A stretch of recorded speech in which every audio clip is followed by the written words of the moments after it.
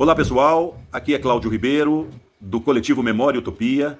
Nós estamos aqui hoje na cidade de Chiador, Minas Gerais, divisa com o estado do Rio, para conversar com Gerson Martins, professor, irmão da Igreja Metodista, com uma trajetória belíssima em vários aspectos, e especialmente no combate ao racismo. Hoje ele vai conversar com a gente sobre a pastoral do combate ao racismo da Igreja Metodista no estado do Rio de Janeiro. E nós temos a satisfação, o prazer de estar com ele. Gerson, como você resumiria, assim, em poucas palavras, quem é Gerson Martins? E também como você se integrou, se tornou uma pessoa metodista? Veja só, Gerson Martins é um homem que hoje é um homem que, quando começou a entender a vida, ele começou liberto. Eu sou uma pessoa liberta desde a minha adolescência, da minha infância. Eu sempre pensei no coletivo. E essa sensibilidade é uma coisa assim muito natural e espontânea. Eu sou liberto. Ok? Que bacana, Gerson. E como é que se deu o seu encontro com a Igreja Metodista, com o metodismo? A Igreja Metodista, em mim, ela praticamente nasceu aqui em Chiador. A minha avó, Adelaide Gonçalves, ela, na história do metodismo, consta o primeiro casamento realizado metodista em Chiador foi aqui em cima na fazenda da Itabira, pelo reverendo Taibon, depois bispo da igreja. E foi ele quem fez o primeiro casamento metodista da minha avó, Adelaide Gonçalves. E dali essa família, ela gerou muitos personagens, minha mãe, meus tios, meus primos, enfim, a minha família. Mas nasceu aqui em Chiador. E essa família se mudou para o Rio, e do Rio, ali, praticamente começou a vida na Igreja Metodista no Rio, em Vila Isabel.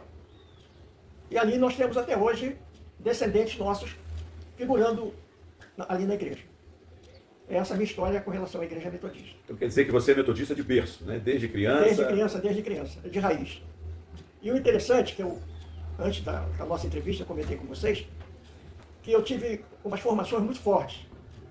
Primeiro, a minha família, a igreja, desde Sociedade Metodista de Crianças, juvenis, jovem, ecônomo, enfim, assessor pastoral.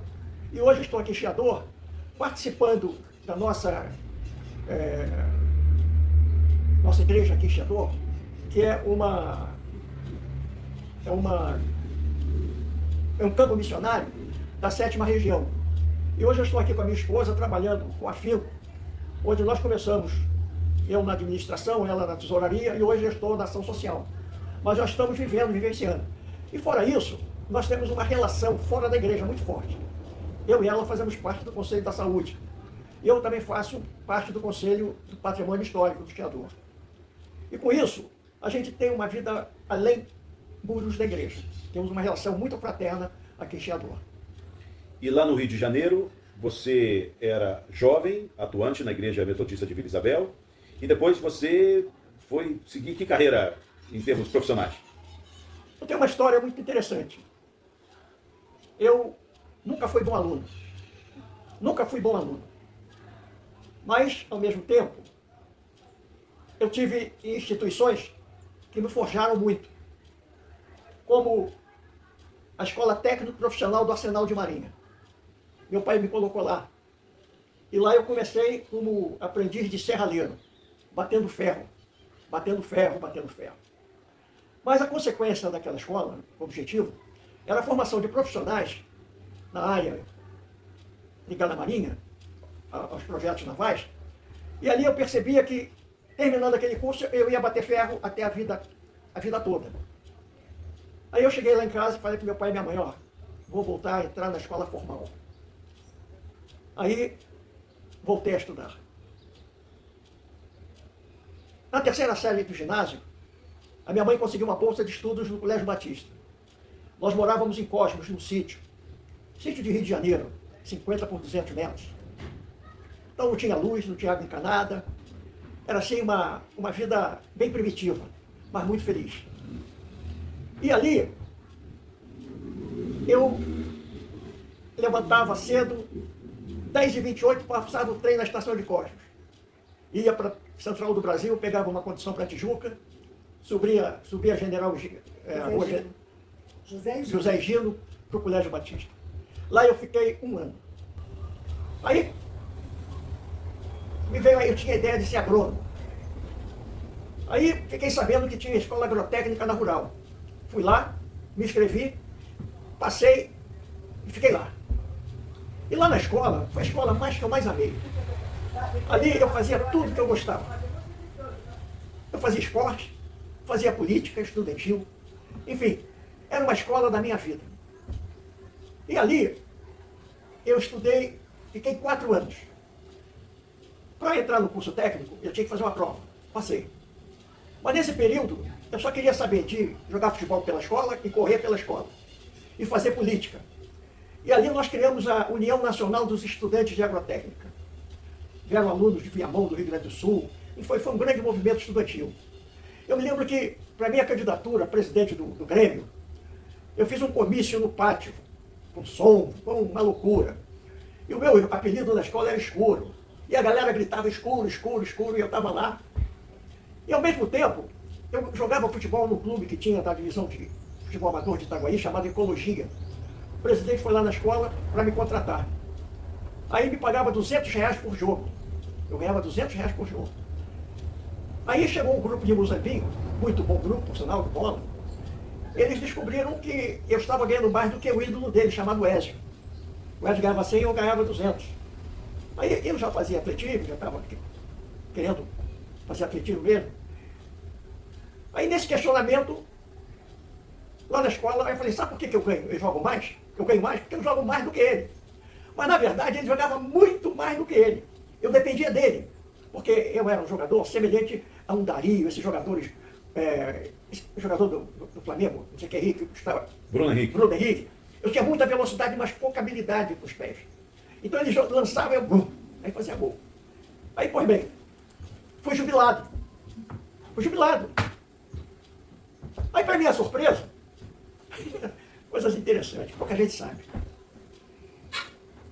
Quando eu peguei o meu currículo, me deram o meu currículo como eu passei do primeiro técnico para o segundo técnico.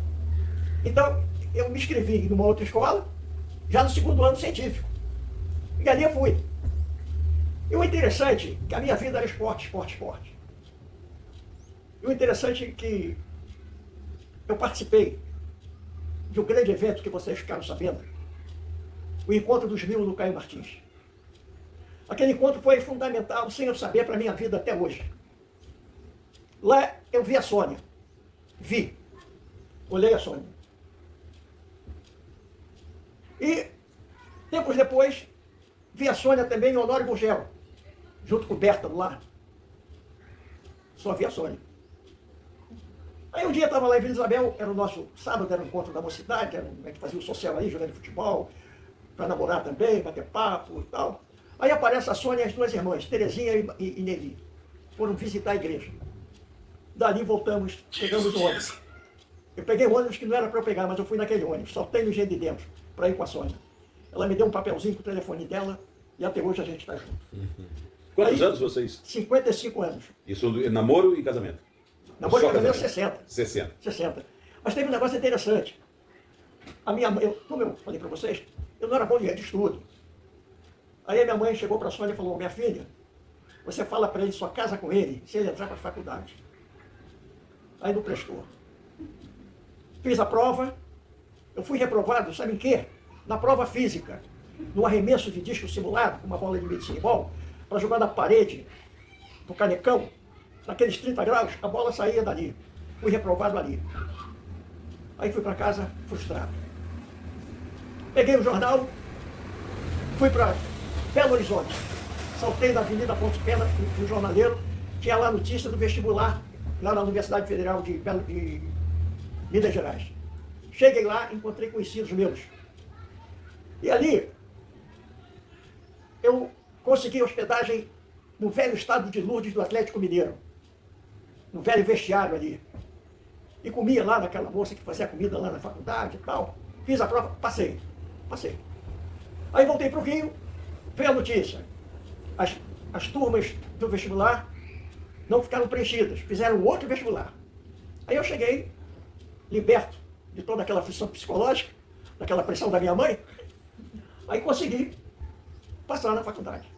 E ali eu tive um momento assim, muito especial, numa época de muita repressão política estudantil na época. Inclusive quase fui preso ali no refeitório. A minha sorte é que eu estava sem documento. Que ano foi isso, gente? Foi em 69. E a faculdade era de Educação Física? De Educação Física, na Federal, que era lá na Pasteur. Não é? Mas era outro. Estava lá o Reit, o Arnaldo César Coelho, enfim, esses manjados aí da mídia esportiva, foram meus colegas de época, né? Até hoje a gente tem uma boa relação. Carlos Alberto de Oliveira, enfim, Carlos César, Ramos Custódio. E depois de formado, você trabalhou então como professor nessa área de Educação Física? De Educação Física. E o interessante, antes de eu estar na faculdade, eu já trabalhava no Bennett como auxiliar administrativo, mas sem ser auxiliar administrativo. Eu era auxiliar de um professor muito antigo do Bennett, de Educação Física, porque na época o Bennett só tinha alunos até a quinta série, meninos. Depois foi introduzindo meninos também no segundo segmento, enfim, no segundo grau. E ali eu fiquei, junto com aqueles meninos ali, aquela coisa toda e tal e tal. Aí eu estou lá no Fluminense, aparece um senhor que eu não conhecia, conversando com o meu técnico. Foi saber da direção do Bennett sobre quem eu era. Ali foi fundamental para eu. Eu sei o interessante de tudo, quando eu terminei a faculdade, o professor Aquiles, de saudosa memória, eu agradeço muito a esse homem, ele me chamou na casa dele e me convidou a criar o Departamento de Educação Física do Bennett, que nessa época já era faculdade e colégio. E ali eu vim embora. E por quanto tempo você trabalhou como professor de Educação Física? Desde 67, não, de 67 eu entrei trabalhando lá, até 94. E nesse período eu fiz concurso para o Estado, para o município, fui professor de Educação Física e treinador de atletismo da Escola de Formação de Oficiais da Marinha Mercante, do CIAGA, durante 5 anos, entendeu? Então, fui diretor técnico da Federação de Esportes Universitários do Rio de Janeiro, fui subdiretor de atletismo da CBDU, Confederação Brasileira de Esporte Universitário. Então isso tudo me deu um embasamento muito grande. Mas eu devo àquelas instituições que eu falei. A minha família, a igreja metodista, o Bennett, o Fluminense, né, que foi uma relação também que me forçou muito a estudar. Por quê? Eu tinha colegas que faziam medicina, faziam escolas de engenharia, faziam escolas militares. Eu me lembro que tinha um colega nosso, Newton. O Newton era saltador de distância, um atleta da seleção brasileira. Ele era acadêmico em medicina. Eu chamava ele de curandeiro, porque ele não era formado. Anos e anos depois, eu estou no Carrefour com a Sônia, eu vejo o Newton. Foi um reencontro muito feliz. Nessa época, ele já era diretor da Faculdade de Medicina da Federal, para você ver a questão. E o interessante, nesse mesmo espaço, eu encontrei com um colega meu, de contemporâneo de escola agrotécnica, por sinal um grande aluno, um excelente aluno, e ele fez veterinária e se tornou professor na faculdade de veterinária também, numa faculdade de medicina aqui em Vassouras. Aí, parti para ele de braços abertos, ele me ignorou. Aí eu falei, rapaz, você não lembra do escuro, não? Se chamava de nariz de tomada, porque tinha um nariz assim, nariz de porco, sabe? Aí ficou aquela coisa assim, aí foi embora. Mas para você ver as duas situações que eu convivi. E nesse mesmo tempo, na Igreja Metodista, em Vila Isabel, você sempre, também atuava? Sempre. Eu nunca deixei a igreja. E a minha formação foi muito consolidada, muito forte mesmo. E quando é que você começou a trabalhar na pastoral de combate ao racismo? Veja só, a questão racial sempre foi uma questão que eu tinha em minha mente. Eu vou contar alguns fatos que passaram por mim. Primeiro, eu tive uma pessoa da minha família, que era agregada, não era meu sangue, e que falou para mim um dia, o meu filho vai ser doutor, você vai ser lixeiro. Essa palavra, em vez de me dar uma derrota, levantou a minha autoestima. Você está me entendendo? Levantou a minha autoestima. E o interessante nisso tudo, voltando à história, eu estava no atletismo e tinha uma possibilidade muito grande de participar da equipe olímpica do Brasil na época. Mas para acontecer isso, eu tinha que fazer um intercâmbio fora do país. Na época não tinha essas facilidades que tem hoje. O esporte amador não tinha recurso nenhum financeiro. Aí, eu sei que eu fui para a Alemanha. Trabalhava de contínuo do Banco Nacional, consegui a minha dispensa. Com aquele dinheirinho meu pai pagou a passagem. E com aquele dinheirinho eu fui para a Alemanha. Peguei o avião, saltei em Lisboa, fui para Paris, de Paris fui para Arren. de Arra fui para a Colônia, dali eu peguei um navio e voltei para o Brasil num cargueiro. Cheguei no Brasil sem dinheiro nenhum, porque aquele pessoal do meu tempo de mocidade foi me pegar lá no porto, me levaram em casa. Mas foi uma experiência. Aí eu estudei um pouquinho de alemão para poder expressar em alemão algumas coisas marcantes, né, da palavra alemã. E com isso, foi uma experiência também de vida que tive, rapaz. Mas muito especial. Eu lembro que nessa época eu namorava uma atleta lá uma alemã, Ingrid. E o pai dela era ativo militar da Alemanha na época. Você vê. E eles frequentavam a minha casa, eu morava no bairro Jaú, lá em Camará. Frequentava, eles almoçar lá em casa, eu frequentava a casa deles lá na Rua Bolívar e tal. Então, eu sempre fui desprovido dessas coisas. Entendeu? Eu sempre busquei a utopia. Tá certo? Até hoje eu sonho. Eu sou um sonhador. Pra vocês terem uma ideia, eu morei num lugar e moro hoje, ligados à questão da africanicidade. Primeiro, a Serra dos Pretos Forros, lá em Jacarepaguá, na Suíça Carioca. Ali. E aqui vem para Chiador, que hoje tem o nome de Chiador, viu, Mônica? Mas o primeiro nome de Chiador foi Arraial de Santo Antônio dos Crioulos. Como é que, da sua vida, tudo isso que você relatou para nós, como é que cruzou com a Pastoral do Combate ao Racismo? Veja só, aquilo que eu falei para vocês, eu sempre tive esse pensamento. E a gente estava vivendo no Brasil um momento muito nebuloso, no Brasil, na igreja. Então, nessa época, você tinha a teologia africana, a teologia americana, a teologia negra, não é? E queriam até introduzir a teologia sul-americana. Aí, nós, um grupo pequeno, lembro do Daniel, evangelista de Souza, que foi o grande ajudador nessa questão, em pensar como fazer isso, e outros mais chegaram, e nós fizemos no dia 10 de maio de 1985, no Bennett, de saudosa memória, o primeiro encontro de combate ao racismo. E o tema foi o mito da democracia racial brasileira. E o texto básico foi Gálatas 3:28. Outro sim, não há judeu nem grego, não há escravo nem liberto, não há macho nem fêmea, porque todos vós sois um em Cristo Jesus. E o interessante é que, quando nós criamos colocamos esse moto, nós não tínhamos uma visão evangelística desse nosso movimento. E aqui diz o seguinte: o Evangelho eliminou todas as diferenças humanas, de modo que há completa igualdade no privilégio da salvação. Todas as pessoas são independentes de raça, sexo e posição social e têm os mesmos direitos perante Deus. E o interessante é que ali nós começamos a nossa caminhada. Essa caminhada não foi fechada somente a cristãos metodistas ou evangélicos. Nós convidamos vários segmentos ligados ao movimento negro. Entidades como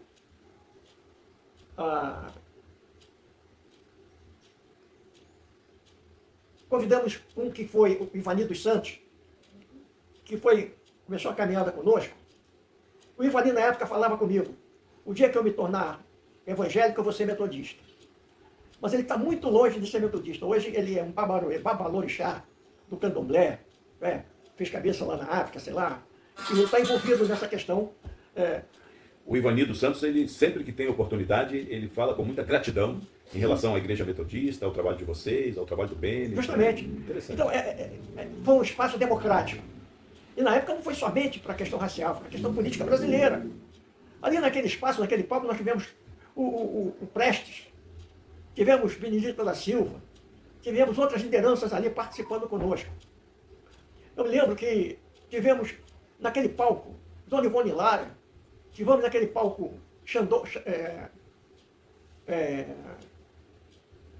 Dona Ivone Lara. E outros? Dona Ivone Lara. Isso no evento? Não, isso no espaço do Bennett, né, onde nós tivemos esse... E outras personalidades ali participando do mundo artístico, social e tal. Esse encontro de maio de 85, ele era um encontro com poucas pessoas? Poucas pessoas. Não foi, poucas quanto? Não foi uma multidão, mas foi um grupo considerável para o início. Umas 30 pessoas, por aí, que eu me lembro. E ali nós fizemos a nossa parte, E dali nós fomos crescendo, crescendo, crescendo. E o interessante é que desse movimento começou a influenciar movimentos de outras denominações protestantes ou cristãs. A Igreja Católica, a Igreja Presbiteriana Unida, a Igreja Luterana, a Igreja Episcopal, a Igreja Católica Apostólica Siderana, não sei se você conhece, lá no Ceará, veio o bispo deles lá participar conosco. E ao mesmo tempo, nesse movimento, o grande também incentivador e estimulador foi Antônio Olímpio de Santana. O Santana foi um grande incentivador. E nesse momento foi criada a Senacora, Comissão Nacional Ecumênica de Combate ao Racismo, ligado ao CONIC. E o interessante é que quando essa comissão foi criada, se eu não estou enganado, eu fui o primeiro coordenador desse Senacora. Depois eu tive outros momentos na coordenação, com a participação de teólogos, de políticos, como o senador Joaquim Beato, que era senador da República. E tinha, enfim, só tinha bamba mesmo. E eu, Gerson Martins, professor de Educação Física. E ali eu tive também muito aprendizado, muita vivência. Eu me lembro que eu fui a Porto Alegre, um encontro da Igreja Católica, junto ao CONIC.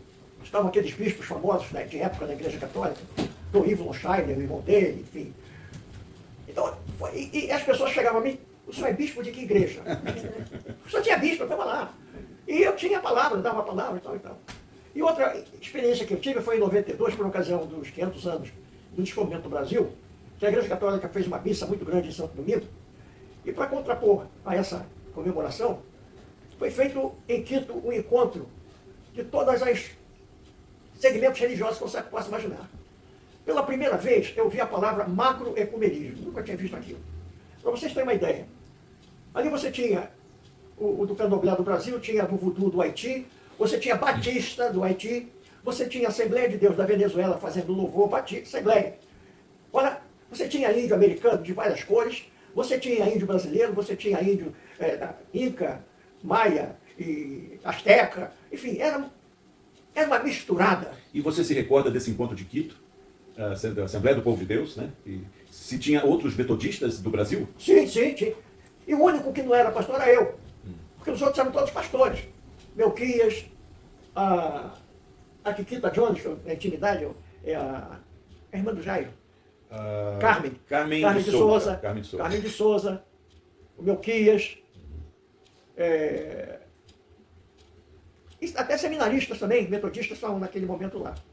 E o interessante é que na hora da solenidade, para caracterizar essa macroecumenismo, aí chamaram os pastores para irem participarem da mesa, né? E ninguém topou ir, né? Porque era um sincretismo escandaloso ali, né? Uma coisa assim que chocava muito, enfim. Mas foi uma experiência que marcou muito, não é? Mas que ao mesmo tempo, ela foi muito importante, não só para mim, mas naquele momento histórico, não é? Em que pouca gente teve a oportunidade de participar. E Gerson, vocês têm o registro desses nomes de participantes desse primeiro encontro ou isso está perdido? Olha aqui, quando nós deixamos a coordenação, nós deixamos essa documentação toda ela entregamos. E depois eu não sei o que aconteceu. Não sei mais nada, eu tinha tudo direitinho. E nós recebíamos muito apoio também, é bom registrar, do Conselho Mundial de Igrejas. Eu lá em casa fazia um ofício, ao Conselho, pedindo recursos. E chegava lá em casa um cheque em dólar, não lembro quanto. Aí eu pegava aquele cheque, eu ia na época ao tesoureiro da igreja, o Limoel, e ele pegava aquele cheque, ele transformava aquele dinheiro em dinheiro brasileiro, de época. E com aquele dinheiro a gente fazia toda a nossa movimentação. Muito bacana. E eu me lembro também, por ocasião do Conselho Mundial da Igreja Metodista, você participou. CIEMAL, né? Não, teve aqui no Brasil. Sim. Não foi? Foi. E fizemos um encontro mundial lá na igreja da Taquara. Eu nunca esqueço. Eram 215 africanos, de todas as idades. Até alugamos 2 ônibus. Os motoristas ficaram tão felizes que perguntavam para ele, quando é que vai ter outro? Em cada ônibus você tinha mais de 100. Fizemos uma celebração africana. Um ritual totalmente africano. As músicas, a palavra, com o intérprete. Mas foi uma coisa assim fabulosa. Uma experiência muito especial que marcou muito. Você lembra que ano foi? Agora o ano você me pegou. Não me lembro o ano. Mas foi na igreja do Taquara. Mas antes, Mas a pastoral já estava composta, né? já estava forte. Já estava madura. Tá? Aí fizemos também um encontro africano na igreja de Vila, foi um escândalo. Ali, Cláudia ali, Vila Isabel, foi um escândalo. Eu falo para a Sônia, esses dias eu descobri, eu estimulo aos invejosos. Deu para entender? Eu estimulo aos invejosos. Aí fizemos na igreja de Vila Isabel. Rapaz, eram pessoas negras do Zaire, do Congo, Moçambique, Angola, mulheres, homens, entrando na igreja com aquele lencinho, cantando aquelas músicas, né? Eu sei que aquela liderança conservadora não apareceu no culto de domingo de manhã. Foi um escândalo para muita gente. Não é? Mas são experiências que nós tivemos e que valeram, sim. Tanto é que hoje, até hoje, nós temos... E esse ministério, ele saiu da primeira e já tem na quinta, tem todos os segmentos da região, das regiões, nós temos esse movimento. Não é? E Gerson, e os pastores e as pastoras? Você citou que alguns apoiavam, não é? Quem mais você se recorda assim que apoiava o trabalho, mesmo que não participasse diretamente? Não, o apoio foi praticamente integral, inclusive do episcopado. O bispo do Rio Grande do Sul, um baixinho. Lino. Hã? Agora me fugiu. Lá do Sul. Depois foi para o Acre. Não vou lembrar, agora não veio. O Virgílio, o bispo. Eu conheci ele ainda seminarista lá em Porto Alegre, no IPA. Né? Enfim, o Paulo Lockman, o Paulo Aires. Que papel eles tiveram na organização da pastoral e no desenvolvimento dela? Os dois Paulos, né? O Paulo Eles deram um apoio assim, político, no sentido, no sentido real dessa situação. Eles assinaram a criação desse movimento. Sabe? Se envolveram, inclusive. E tivemos pastores, inclusive, tivemos palestras em várias igrejas, como Itapiruna, aqui em Três Rios, Magalhães Bastos. A gente era itinerante, compreende? E assim foi. E essas palestras, quem é que, em geral, faziam essas palestras? Eram pessoas convidadas que não necessariamente eram da igreja. Historiadores, né? Pessoas que pensam, que estudavam, né? Essa questão da história negra. E o interessante é que até então nós não tínhamos muita literatura sobre essa questão. E hoje, nós temos aqui o Laurentino de Souza, que eu tenho todos os livros deles aqui em casa, e que muito tempo depois que eu comecei a entender e a intelectualizar essa questão da africanicidade no Brasil, vendo tudo isso. Aí, a gente descobre, nessa nossa historiada toda, que o Brasil foi descoberto em 1500, historicamente falando, oficialmente. Mas, na verdade, os africanos chegaram aqui antes disso. Não sei se vocês sabiam. Sabiam disso? Ou não? O que aconteceu? No século VII, me parece, lá no Mali, o Mali era um país muito rico em ouro. Era muito rico. E o rei do Mali, o Musa, ele olhava para o mar assim, à distância, ele tinha uma ideia que tinha terras do outro lado. Aí ele fez uma flotilha de 200 navios de época e botou no mar. Só um voltou para contar a história. Morreram todos. Anos depois ele botou outro e ele foi também. E não voltou. Com certeza, esse pessoal chegou aqui ao Brasil. Mas essa história não é contada. Porque a história do vencedor é a verdade. E a história do derrotado, ela nem aparece. Ela não aparece. Mas acontece que, ultimamente, eu tenho visto que as histórias dos derrotados, elas estão aparecendo. Porque se você analisar esse mundo de hoje, esse mundo contemporâneo, você vê Mandela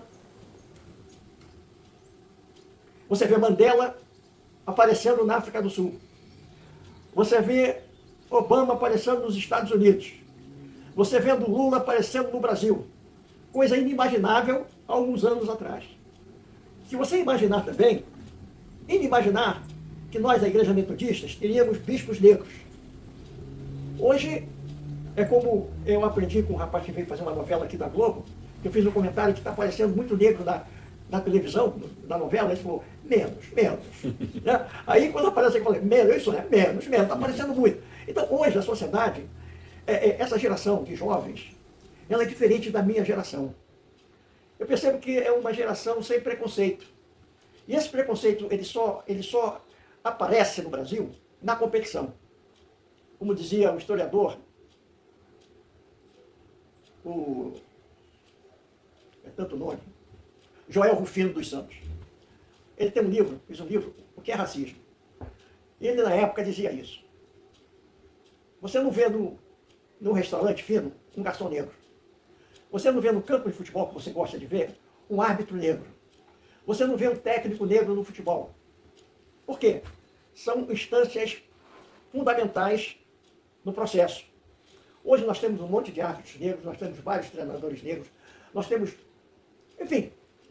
Agora, todo dia aparece racismo. Por quê? Porque não era para você ficar ali.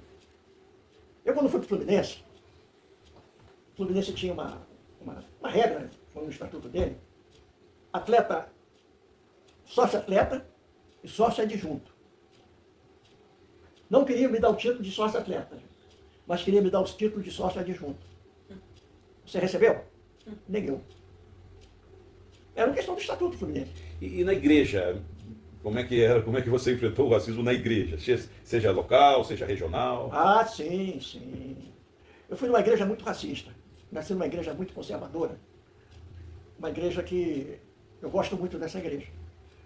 Mas ela tinha essa característica, né, em que eu percebi ali que as pessoas que tinham poder de decisão não eram pessoas negras. As pessoas negras estavam na cozinha. A minha avó e outras pessoas na cozinha. Elas não usavam o microfone. Porque quem tem o microfone tem o poder. Então, quando nós recebemos um pastor negro, Paulo Vieira, o racismo aflorou em Vila Isabel. Não considerando a questão racial, mas considerando a questão religiosa.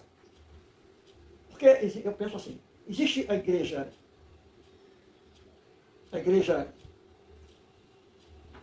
espiritual e a igreja humana. A igreja humana, ela é racista, ela é tudo. Mas a igreja espiritual, ela tem uma visão de Cristo. Compreende? Então, o que acontece?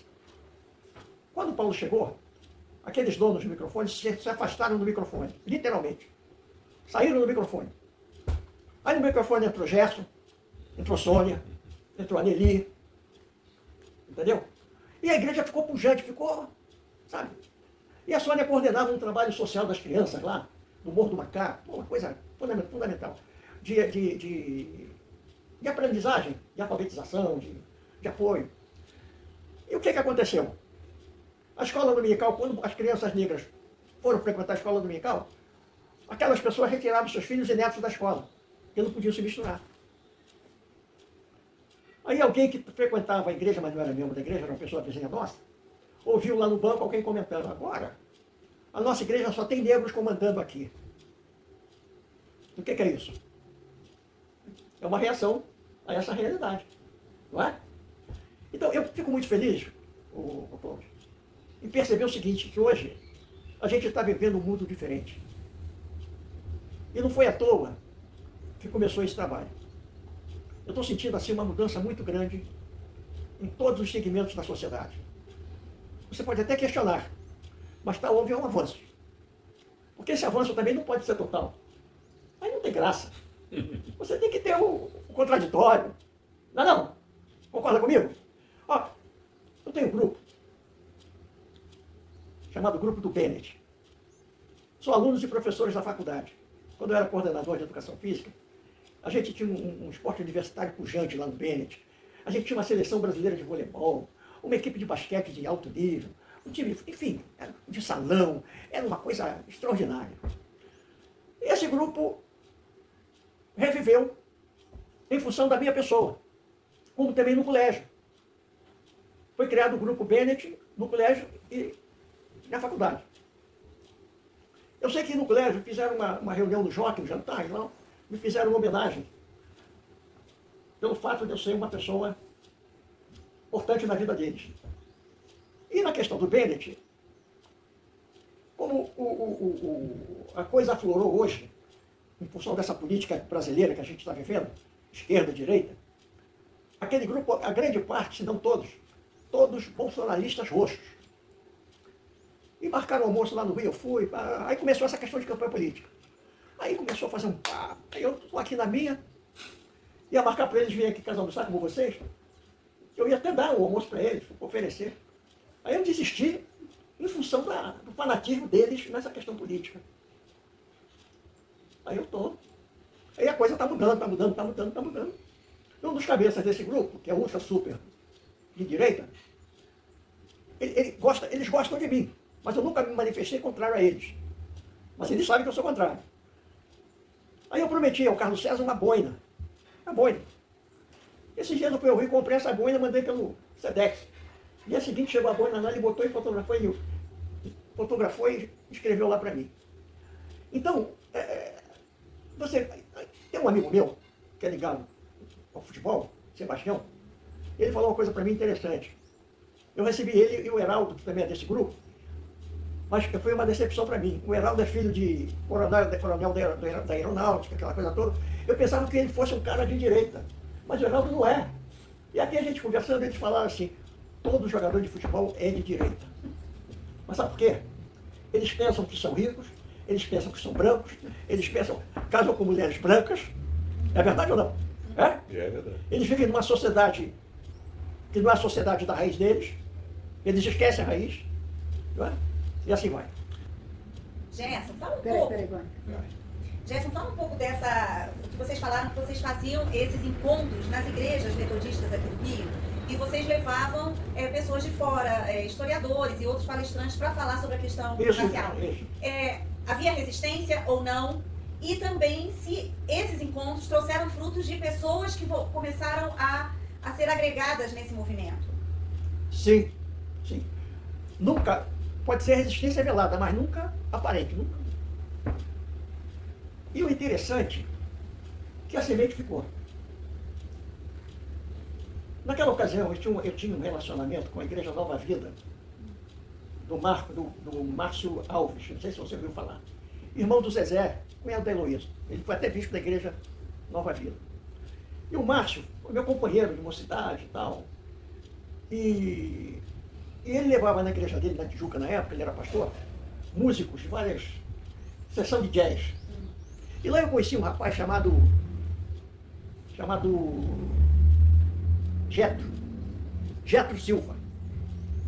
E um dia eu levei para o nosso encontro lá no Bento o Getro e um outro rapaz, o Getro tecladista e o rapaz saxofonista. Passou tempo, o Getro foi para os Estados Unidos, foi estudar na Berklee School, pela escola de música e tal. E lá ele se tornou professor, lá ele se tornou músico acompanhando grandes artistas e tal. E casou, aquela coisa toda. E o Getro me mandou uma notícia que eu fiquei assim, até emocionado. Disse que aquela vivência na América, onde a questão racial é muito disputada ali, aquele encontro que ele teve conosco foi muito importante para a vida dele. Marcou para ele também. Como marcou para a Ivani, para aquele rapaz, que eu não esqueci o nome dele, que é professor da UER. Então, e na própria igreja, as pessoas, elas ficaram sensibilizadas até hoje sobre essa questão. Não é? Tanto é que vocês estão aqui. Então uma coisa não passou pela cor da pele. Ela ultrapassou a cor da pele. Tá certo? Ela não ficou, é uma coisa de negro. Isso é coisa de negro. Não. Isso é coisa do ser humano. É uma coisa abrangente, não, uma coisa maior. Tinha mulheres participando? Sim. A Fezinha entrou depois. Aquela menina Leão. Marilia? Leão. Foi professora no Bennett. Júlia Leão. Júlia Leão. A Zípora. A Júlia Leão era da igreja metodista ou de outra igreja? Metodista, ela inclusive teve período, ela foi coordenadora do ministério. Você tem notícias dela? Ela não está mais na igreja metodista. Mas ela está na igreja, não sei que igreja. Ela está na Igreja Batista. Batista, né? De Laranjeiras. É isso? O pai dela foi pastor. Foi pastor. O pai dela foi pastor. Marido da Lia Leão. Perfeito.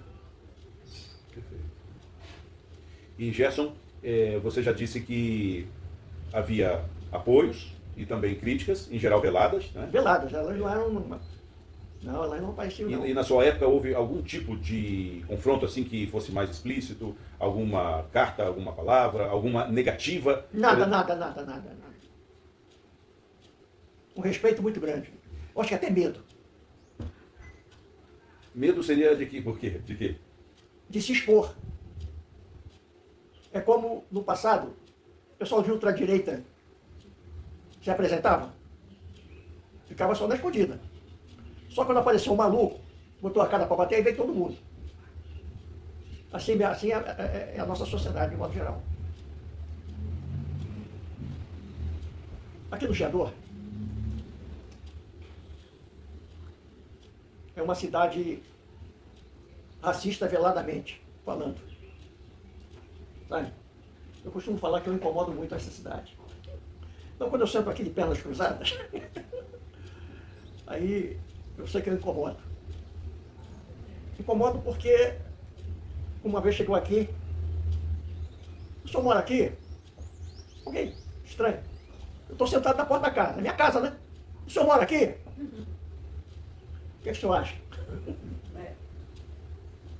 Então, são questões muito sutis, né? Hein? Com certeza. Muito sutis, muito sutis. Muito bem. Vamos para o final? Vamos. Ok? Quer dizer mais alguma coisa? Gerson, considerando a sua experiência nesses anos todos, não só no trabalho de combate ao racismo, mas também na sua participação na vida da Igreja Metodista, também como profissional na área dos esportes, na área da educação, né? Você tem acompanhado todos esses movimentos atuais e eu perguntaria a você, assim, que palavra você diria para a juventude hoje? Né? Seja a juventude das igrejas ou da Igreja Metodista A juventude e a juventude de modo geral, obviamente, né? Eu não vou cometer a discrição de perguntar a sua idade, né? Mas a gente, pelo seu relato, a gente mais ou menos fez o cálculo e significa que tem aí uma diferença de 50 anos, 60 anos para essa turminha nova. O que você diria para eles? E além das coisas, obviamente, que você já nos disse aqui na entrevista. Ô Cláudio, eu vou te falar uma coisa. Eu tenho uma vaidade enrustida. Eu digo que a minha geração foi a melhor geração. Eu sou da década de 40. Nasci em 1940. Pelé nasceu em 1940. Enfim, foi uma geração privilegiada na área política, na área esportiva, social, enfim. E que foi nós tivemos assim uma experiência muito grande. Eu, então, muito grande, sobre essa questão religiosa, a questão política também, né? Porque eu, garoto, menino, acompanhei Getúlio Vargas na minha casa, dormia com Getúlio Vargas na minha casa, na fotografia na minha casa. Eu vivi todos esses momentos que você possa imaginar, de tudo que você possa imaginar, eu vivi. E que essa geração de hoje é uma geração, que cada geração tem a sua história. E existe uma questão que eu sempre falo, que a história, o passado não volta, o passado é lembrado. Existe o antigo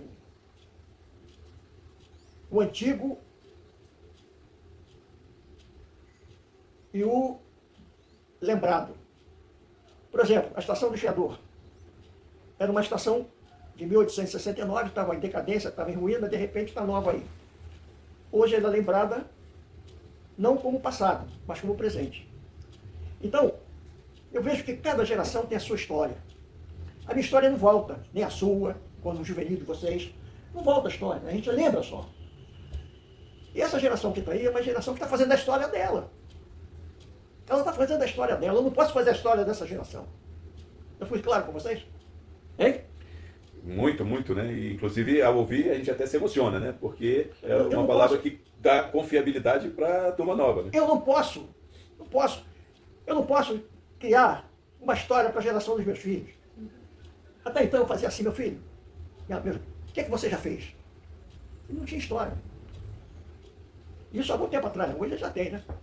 Então, cada geração faz a sua história. E que eles possam criar momentos especiais nessa história de vida. E que Deus nos abençoe muito. Vocês estão aqui me prestando num espaço que eu e Sônia, todos os dias, sem exceção, meio-dia, nós nos reunimos para meditar na palavra. não naquela palavra rebuscada, manjada, forjada, manjadíssima, que você fala aleluia, glória a Deus. Não. Para você, a gente discute a nossa vida, a nossa história de vida, a nossa relação, a nossa... Né? Eu não sei se vocês... A nossa casa aqui é uma casa de paz, sabe? Que nós temos uma prática da leitura da palavra muito grande. E nessa leitura, cada dia é um grande aprendizado que nós temos. Ontem eu estava vendo, eu não sei onde está, mas vou pesquisar, alguém mencionou que naquelas bodas de Caná da Galileia, o noivo era primo de Jesus. É verdade isso? Não tem dúvida. Alguém afirmou isso para mim. Eu estou atrás dessa notícia. Aí, da mesma forma, a Igreja Metodista. A Igreja Metodista está perdendo tudo, perdeu instituição, perdeu o Bennett, perdeu o Ana Gonzaga, perdeu isso, perdeu aquilo tudo. Aí, menino, eu estou lendo a palavra em Jó. Jó perdeu tudo. Tudo. A mesma coisa a Igreja Metodista. Eu fui para uma reunião com o Sônia, o pessoal aqui da igreja, com o bispo Roberto lá em Três Rios, para ele falar sobre essa realidade financeira da igreja. E ele falou uma coisa muito séria. É a oração. A oração, ela responde. Ela responde. Agora, uma coisa que eu fico muito preocupado é que muita gente da minha geração e da sua geração está tão distante da casa do Senhor. Está muito distante. Eu fico muito feliz quando abro esse negocinho aí, tem lá no Face, Daniel Evangelista de Souza, lá na sua igreja, fazendo a escola dominical, fazendo o seu grupo de discipulado. Eu fico muito feliz. Eu vejo o João, o Chico, o Francisco, o irmão daqueles pastores do bispo também do Sul. Magalhães. O Magalhães. O Francisco trabalhou no Bennett comigo, ele trabalhava lá. E a gente chamava de Chico Preto. Hoje o Chico Preto bota no Face textos especiais sobre a questão religiosa. Não com caretismo, não. Dentro daquilo que a gente vive, que a gente convive, né? E está sendo muito bom, sabe?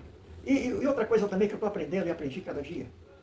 Esses dias cheguei à conclusão, e você também, quero passar essa informação. Você não é de esquerda, você é de centro-esquerda.